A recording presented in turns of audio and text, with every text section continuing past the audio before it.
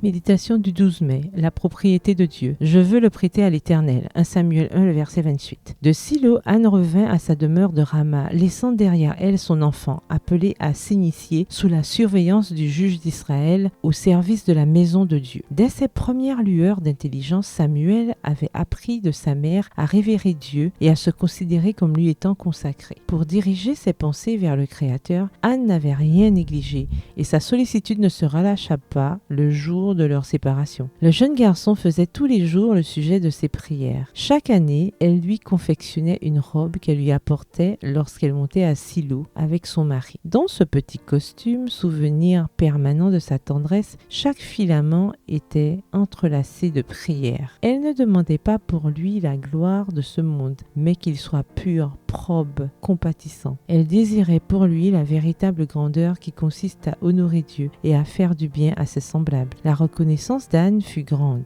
Grand aussi est l'encouragement que peut puiser dans son exemple toute mère de famille qui réfléchit à la mission qui lui est confiée. Les humbles devoirs de la femme, si souvent considérés comme une corvée désagréable, devraient être envisagés comme un rôle noble et glorieux. Une mère de famille peut exercer une influence bénie dont les répercussions réjouiront son cœur. Sa mission consiste à former le caractère de ses enfants sur le divin modèle, à conduire leurs pas à travers la bonne et la mauvaise fortune dans le sentier qui mène aux gloires célestes, à condition de suivre elle-même les enseignements de Jésus. Le monde pullule d'influences corruptrices. La mode et le milieu exercent un grand pouvoir sur la jeunesse. Toute mère qui néglige d'instruire, de diriger, de réprimer ses enfants les verra s'engager tout naturellement sur la pente du mal et se détourner du bien. Aussi doit-elle répéter fréquemment la prière de Manoah. Quelles seront la règle et la conduite à tenir à l'égard de l'enfant? Juge 13, verset 12. Si elle met en pratique les instructions de la parole de Dieu, elle recevra la sagesse nécessaire. Texte tiré du livre Patriarches et prophètes, au chapitre 55, aux pages 554 et 555. Bonne soirée, que l'Éternel vous bénisse.